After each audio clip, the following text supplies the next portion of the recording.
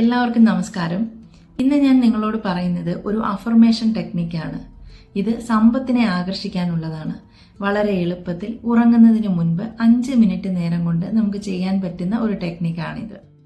നിഷേധാത്മകമായ ചിന്തകളെ വെല്ലുവിളിക്കാനും മറികടക്കാനും നമ്മെ സഹായിക്കുന്ന പോസിറ്റീവ് പ്രസ്താവനകളാണ് സ്ഥിരീകരണങ്ങൾ അഥവാ അഫർമേഷൻസ് എന്ന് പറയുന്നത്.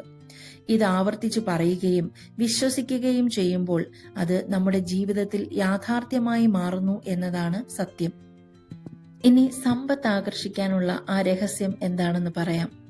രാത്രിയിൽ ഉറങ്ങാൻ പോകുന്നതിനു മുൻപായി നിങ്ങളെ ആ ധനസമ്പത്തിലേക്ക് നയിക്കുന്ന ചെറിയ ടെക്നിക്കാണിത്. 5 മിനിറ്റ് സമയം കണ്ണുകൾ അടച്ച് മനസ്സ് ശാന്തമാക്കി ഹൃദയത്തിൽ നിന്നും ഈ വാക്ക് ഉച്ചരിക്കുക: സമ്പത്ത്. സമ്പത്ത് എന്ന വാക്കുച്ചരിക്കുന്നത് നന്ദിയോടെ, സ്നേഹത്തോടെ, സമാധാനത്തോടെ ആയിരിക്കണം. ഈ വാക്ക് പതിയെ വികാരപൂർവം മനസ്സിൽ പതിയത്തക്ക വിധം 5 മിനിറ്റ് പറയുക. നിങ്ങളുടെ ഉപബോധ മനസ്സ് ഈ സന്ദേശം സ്വീകരിക്കുകയും അതനുസരിച്ച് നിങ്ങളുടെ ജീവിതത്തിലേക്ക് സമ്പത്തും സമൃദ്ധിയും ആകർഷിക്കാനുള്ള മാർഗങ്ങൾ തുറന്നു തരികയും ചെയ്യും. ഇതൊരു മാനസിക പരിശീലനമാണ്. നിങ്ങളിലുള്ള ആത്മവിശ്വാസം വളർത്താനും ധനസമ്പത്തിനായുള്ള അന്തർധാര ഉണർത്താനും കഴിയും. അതുപോലെ നിങ്ങൾ ശ്രദ്ധിക്കേണ്ടുന്ന കുറച്ച് കാര്യങ്ങൾ കൂടി ഞാൻ പറയാം.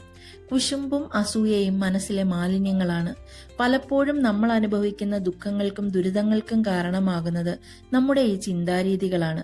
നമ്മുടെ അടുത്തുള്ളവർ സമ്പന്നരാകുമ്പോൾ, വിജയം നേടുമ്പോൾ നമ്മൾ സന്തോഷിക്കുകയാണ് വേണ്ടുന്നത്. കുശുമ്പും അസൂയയും പോലുള്ള കാര്യങ്ങൾ മനസ്സിൽ കൊണ്ടു നടന്നാൽ സമ്പത്തും സന്തോഷവും നമ്മുടെ മനസ്സിൽ നിന്നും ജീവിതത്തിൽ നിന്നും ഒഴിഞ്ഞു പോകാൻ തുടങ്ങും. മനസ്സിൽ നന്മ നിറയ്ക്കുമ്പോഴാണ് സന്തോഷവും സമൃദ്ധിയും സ്വാഭാവികമായും നമ്മുടെ ജീവിതത്തിലേക്ക് ഒഴുകി വരുന്നത്. ഈ കാര്യങ്ങൾ കൂടി ഒന്ന് മനസ്സിൽ വെക്കുക. അതുപോലെ മറ്റുള്ളവർക്കുണ്ടായിരിക്കുന്നത് പോലെ തുല്യമായത് തനിക്ക് വേണം എന്ന ചിന്താഗതിയും നല്ലതല്ല.